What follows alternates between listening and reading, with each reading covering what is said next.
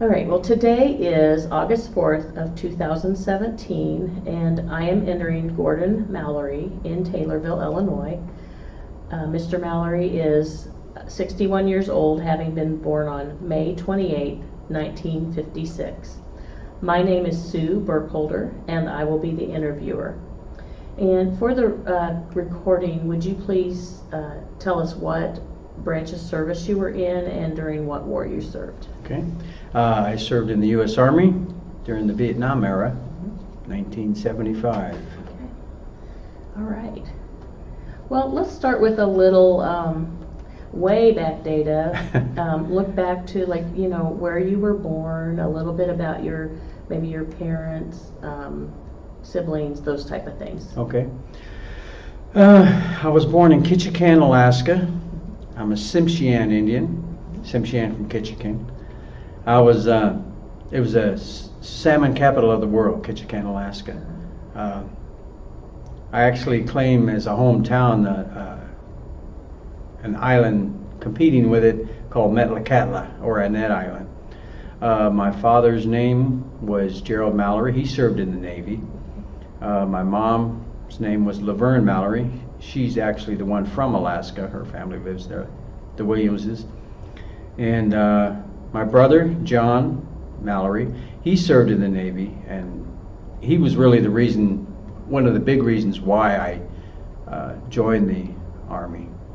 I was pretty proud of him. He served in Vietnam, and things were crazy back then, a lot of war protests and stuff, but I've always been proud of my brother, and so that's why I joined, a big reason why I joined. Plus, I take a lot of pride in my country.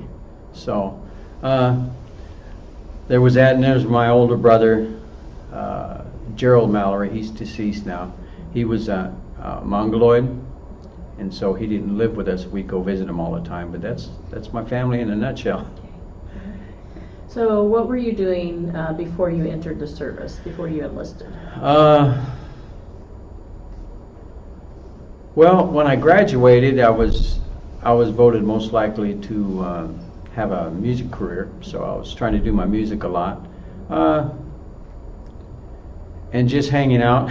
Right after high school, I graduated in '74, so I was still trying to find myself, going to junior college, stuff like that, trying to figure out what I wanted to do, but always in the back of my mind, I wanted to join the service. My family, especially my dad's side, the Mallorys, have a long, distinguished career in the service. They're well known. And so I wanted to be a part of that. I wanted to do my part for my country. So, like I said, I was going to junior college and trying different things, and I thought, you know what, I'm just going to go ahead and join and see what happens. I was actually hoping to get into Vietnam. It was at the end of the war, of course, but I thought, well, you never know, maybe I can, so I could at least say that I was a part of that. But my MOS was going to be Germany. I was going to be in the infantry, so I started training towards that. So you enlisted then, and you went into basic training. Why don't you tell me a little bit about your experience in basic training?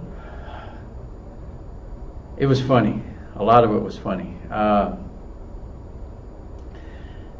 I think we left from Oakland, California after you go through all the medical testing and all of that stuff, and the different tests that you have to go through. But on our way up, we took the bus ride, and of course I'm young. I'm 18 years old, and a bunch of 18-year-olds get together on the bus ride up there, where we're having a lot of fun, joking, laughing about what's going to happen, trying to figure out what's going to happen, and we.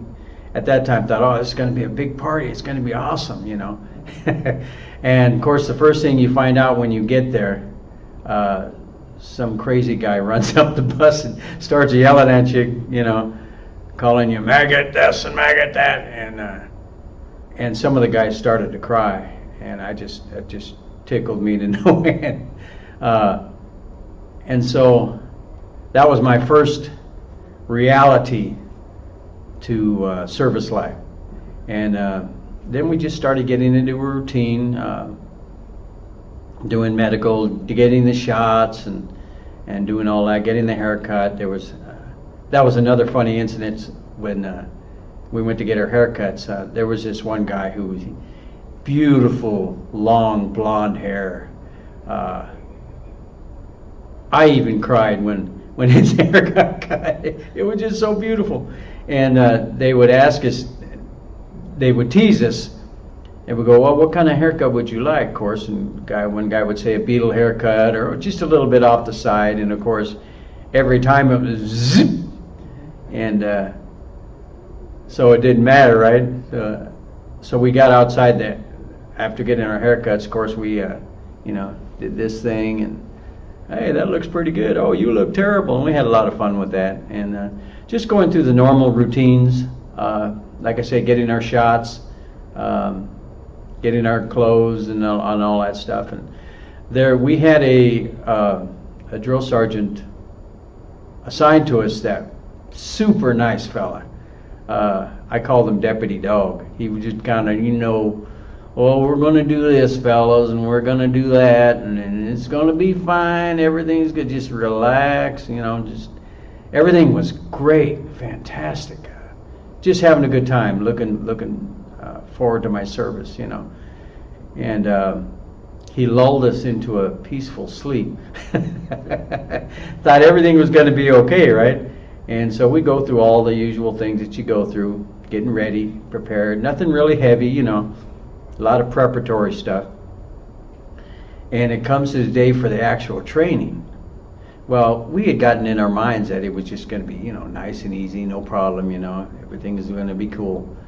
And the day of training, where we're going to go to our barracks and actually start training, he goes, well, fellas, I wanted to be with you in the worst way, but Uncle Sam has called me somewhere else. I'm going to have to go.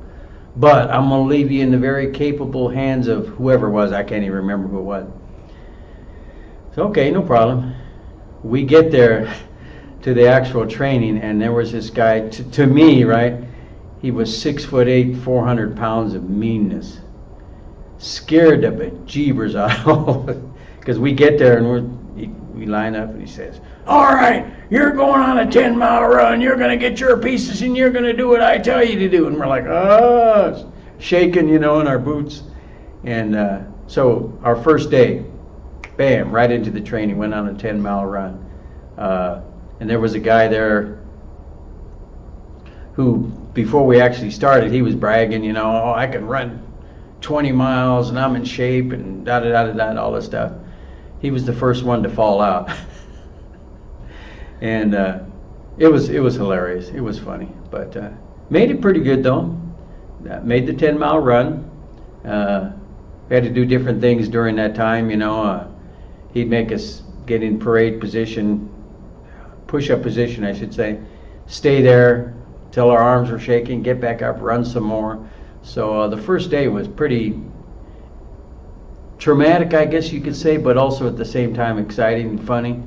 And just settled into the routine from then. Every day it was just non-stop. You'd get up, they'd yell at you first thing in the morning, go to bed, Well, of course, me, I'm not good at morning stuff. My family will tell you that.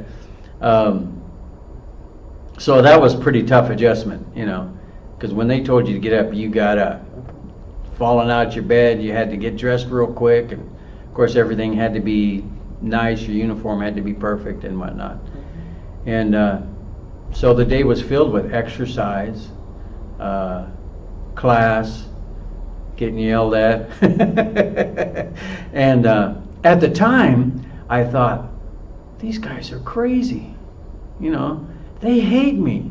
That's what a lot of us were thinking, Looking back years later, I could see why they did it, of course, because you never know when you were going to get caught behind enemy lines, of course, when you actually go to service, if that happened. And so they had to prepare us. But at the time, we're young, and, when you're young, someone yells at you, you're automatically, I hate you talking behind their backs, I hate this guy. But I could see now, looking back, why they did it. But anyway, they'd yell at us, and no matter how much you did, they wanted you to do more, they had a thing called the, what do they call that thing? Where you, the monkey bars, I guess, where you're doing stuff. You gotta go faster, get back up there, do it again. Do more push-ups, do more of this, do more of that. And when you go to lunch, you're thinking, or breakfast, lunch, dinner, whatever, you're thinking, okay, I can relax for a second. No, didn't happen. You go right in there, you couldn't talk, and you had to just eat real quick, go back right back out and exercise some more and do calisthenics. I grew to hate calisthenics at different times. But I ended up losing around 20 or 30 pounds doing that in just a short time. So that was good. And then learning new things, like we were learning the M16, learning all about how to take it apart, put it back together, put the old penny on the thing and try to shoot without knocking the penny out. So every day was pretty busy. You know, there was never any rest. So you never really had any time to be lonely for your family, you know, because like I say, a lot of young 18-year-olds, 17-year-olds, some, and never been away from our families and stuff. But during the day, at least, you never had time to think about that. You were so busy just trying to survive. The time you would have to think, of course, was at night, right? And you're laying there in your bed and you're going, why in the world did I do this? Am I nuts or what? You know. But it was fun. It was a blast. You get to know a lot of fellas, you know. The people that got in there from all shapes and sizes, different ethnicities, but you all become brothers, you know, because you're all involved in the same thing. And I thought that was just massively awesome to me. I grew up in California anyway, pretty much, so I was used to a lot of diversity, I guess you could say. So that didn't bother me. But there was a lot of kids in there that they'd never been out of their hometown of Ohio or whatever, you know, so they weren't used to different people. So it was awesome. What was your training at? Fort Ord, California. Mm-hmm. I miss it. I wish if I could now, I wish I could go back and do it again. It would be awesome. Mm-hmm. But I don't think they'd let a 61-year-old guy go in. But I tell you, it's the best training in the world. The training is so good for me.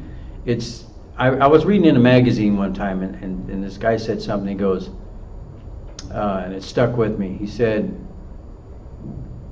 run if you can, walk if you have to, crawl if you must, but never, never, ever give up. And that was basically one of the main things I took out of my training, was that. I didn't put it in those words, obviously, at the time, but that's what the training did for me. It just, you know, you fall down, you get back up, you keep going. And it developed in me such a pride for anybody that's in the service. You know, whether you be in the Marines, the Navy, the Army, the Air Force, whatever the case may be, we truly are a band of brothers, I believe. And one thing I've learned that's real important to me is it doesn't matter if you were only in there a day or 20 years. There's that bond.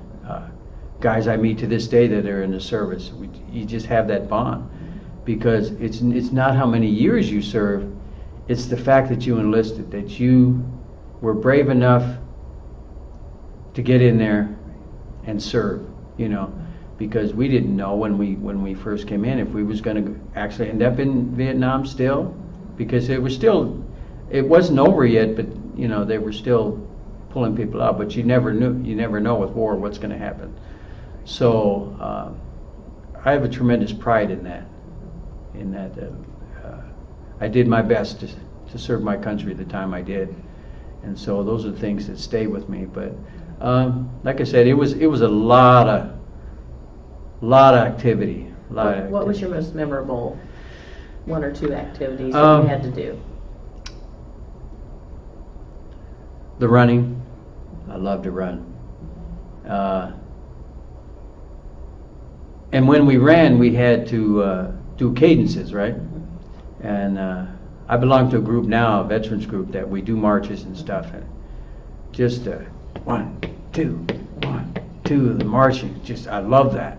And when you march, you had to have a piece, and so that was one of my favorite things. The other thing was being scared to death of one of the COs. Because I remember he was just a little fella, a little Filipino guy, and he was the most feared CO. He was not mean, but we all knew how tough he was. So that was just the whole experience of it all was just amazing for me. The most memorable parts for me was just the whole thing, really, because it all kind of melded into one huge experience. You know, it was tough to really separate one, but because there were so many new things I did, even down to shining my shoes. You know, you had to have them polished just right. For me, now this becomes an extra big thing because I was not known for being neat. When I was in high school, I got a part in The Odd Couple. I don't know if you ever watched The Odd Couple, right? And my drama teacher says he wanted me to be Oscar. Of course, he was the one who was not known to be neat, right? I says, "Is this typecasting?" He goes, "Yeah." I could make a $200 suit look like a Walmart special or something, right? So for me, this was definitely something beyond my normal scope, right? Because you had to have your buttons on just right and the hair just right, no wrinkles and stuff like that. So that was just something that I'm going, what the heck? I didn't realize this was going to be part of it, you know. So, but it wasn't, just everything was memorable, you know. What about friendships? Friendships? For me, I didn't have time for real friendships because friendships for me is a real intimate thing. But I had a lot of camaraderie, if that makes any sense. Again, us all being in it together. But any particular friend, you didn't, at least at that point, I didn't have time to really have a particular friend. We were just all in it as a group together. So I didn't really develop any particular friendships at that time. Let's see.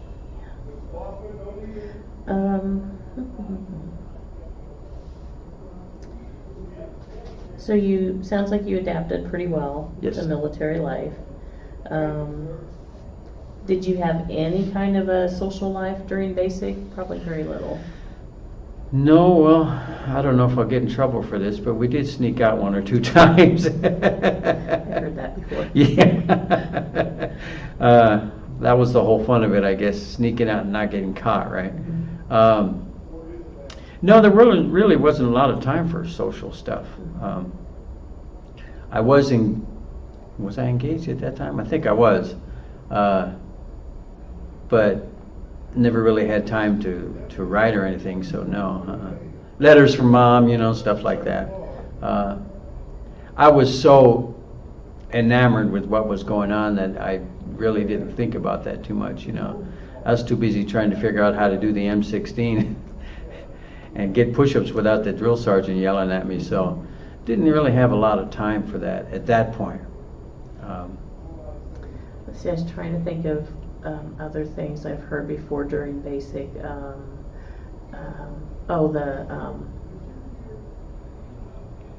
The gas room chamber. Oh, that's a lot of fun. You're right.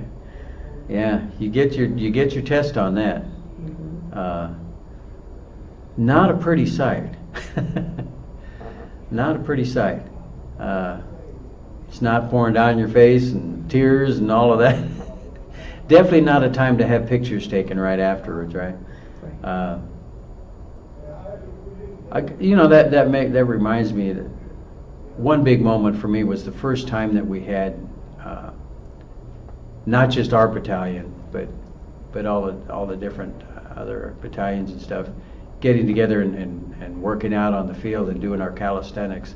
I think that was a big thing, because I remember looking at my brother's pictures when he was in the Navy and thought, man, this is it. I'm doing it. It was incredible, you know. And that sparks your motivation, I guess, to do it. And that was like, wow, I'm part of this. This is awesome, you know, because like I say, my family had a long history of that. Here we go, you know. And so that was the biggest part of me, was being a part of something bigger than myself. And I still feel that way to this day. Whenever I see another veteran, I think of those times, because basic training changes you. You know, you can't help it. You grow up a little bit. Some of us may fade a little bit afterwards, but during that time, you're forced to grow up. You know, you know, like they say, you're not your parents aren't here. I'm your mother. I'm your father, and that's true. You know, they're your authority. So, but it's given me a lot of things to. For example, I talked about. Well, I don't know. I can't remember if I talked about the Murph Challenge or not. Recently, the last couple of years, I've done a thing called the Murph Challenge. Participated in that, and I've got COPD and different things going on with me, the age, but those lessons that I learned at boot camp helped me through that, and I was able to do the Murph Challenge at the age of 61. And the neat thing about that was other people, other members of the vets groups, Army, Navy, Marines, didn't matter. If it wasn't for them, I wouldn't be able to have made it through that, because it was tough. And but they spurred me on. The Murph Challenge is where you run a mile, you do 100 pull-ups, 200 push-ups, and 300 squats, and then another mile, right? And there were times, oh man, I'm not gonna make this. And the guys said, you know, come on, you could do it, Mallory, come on, you could do it. And they'd spur me on. And they even ran with me the last mile. And that's the same thing that happened in boot camp, that same camaraderie. It doesn't change. You know, the Marines, I believe it's the Marines, have a saying, never leave a fallen soldier behind. And that was basically what happened with me in this Murph Challenge 2 years in a row. That camaraderie is still there. It's incredible. And so I guess you asked me earlier what one thing that really hit me, and that's it. You know, hanging in there together, never giving up, getting back up when you fall down. Those things will always be with me. Let's see. So we know what your sounds like your driving force was, one, love for your country, family history, right, and wanting to be part of that, right, and that's a valuable thing to help get you through. Absolutely. Yeah. Absolutely. I'm still proud of my brother to this day. We haven't talked for a long time, but that doesn't change my pride for his service. And I want to leave that legacy for my children. You know, I love my babies. Well, they're not babies anymore, I guess. But I'm hoping that maybe through this video they can see something I did that I never really talked about that much. I guess I should have, but I didn't. But hopefully they can see that pride in me, that I serve my country, and give them a little bit more pride. And so. So when you were coming toward the end of your time in basic training or boot camp, whichever it was, I think a boot camp probably then, how did the end of your training play out? And well, that was interesting, to say the least. My training ended early, unfortunately.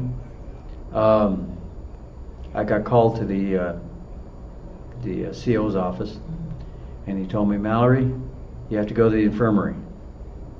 Okay, what do you know that I don't know? And so I got to the infirmary and talked to the doctor, and he says, well, we're going to have to let you go. What are you talking about? He says, well, you have psoriasis, it's a skin disease. Okay, well, how's that going to stop me from being a good soldier? He says, well, psoriasis can make you itch a lot. I go, okay. I said, wouldn't that make me a meaner soldier? Why are you? And so they said no. So I had to get out. Unfortunately, I didn't want to. They told me I had a medical. If I get a medical waiver, I can go back in. But that never worked out for some reason. I don't know why to this day. An unfortunate personal note is I found out some extenuating circumstances. My mom had been calling there every day and talked them into letting me go. That was the only negative spot about it. But I still take pride in that I tried. When I got out, there was nothing I could do about it. I got a medical discharge, basically. But that's why I said earlier, it doesn't matter if you served a day or 20 years.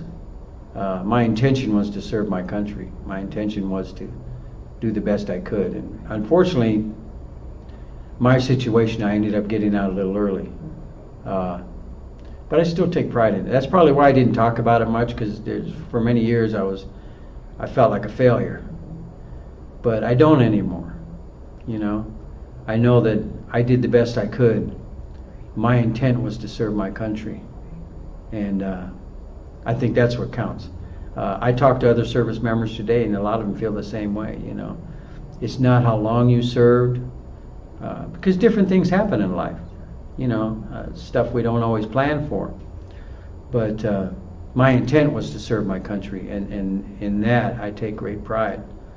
Circumstances didn't necessarily work out for me to complete it,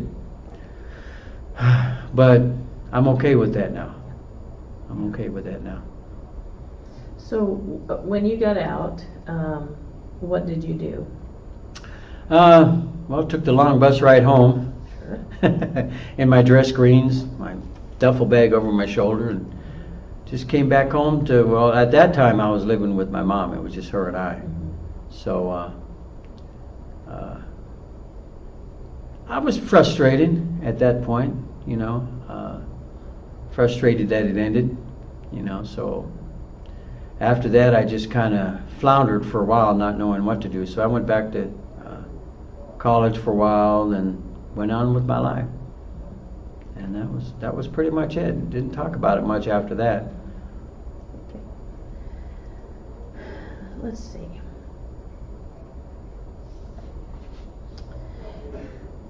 So have you been a member of any veterans organizations? Now I am. Yeah, you're okay. Yeah. Started actually when I was, let's see, I'm 61 now. The last 2 to 3 years, I belong to a veterans group, and we do marches on the special days, Memorial Day, Veterans Day, and we do marches. Getting ready here to start practicing for another one, holding the flag and all that. And my pride has been renewed. It's awesome. It's just awesome. That shame that I had for a while, that embarrassment, I'm able to participate now and do things, have a chance to maybe be a chaplain in our vets group. So I'm taking that pride again, and I tell you, there's nothing more stirring than being able to march and know that people are watching you and you're representing. You know, people look at you differently. It's not like when the Vietnam War first ended, there was a lot of protests and stuff. Now things are a lot different. You know, you look at a vet and you take pride in them, and so being able to march with my fellow soldiers and do our thing, do our cadences and stuff, just makes my day, makes my year, makes my life. It's incredible. How do you feel like the experiences that you had in the time you were in have they helped to shape your life in any way? Looking back, yes. I've made a lot of mistakes in life. However, that driving force I talked about, never giving up,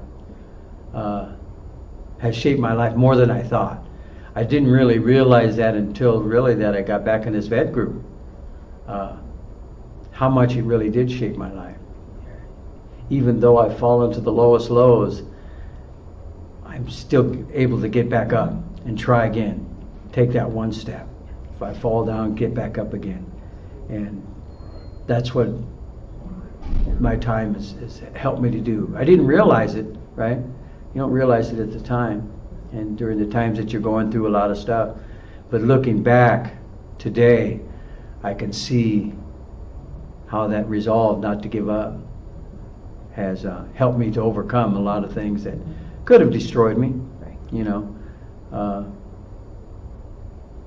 So that I will be eternally grateful for, Yeah. you know. Good.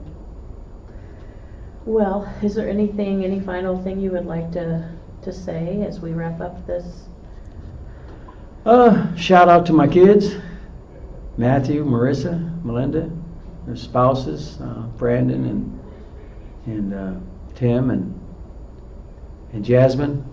Love you guys, and I hope this gives you some pride in me. That'd be awesome, and I love you very much. All right, well, thank you, and thank you for your service to our country. You're welcome.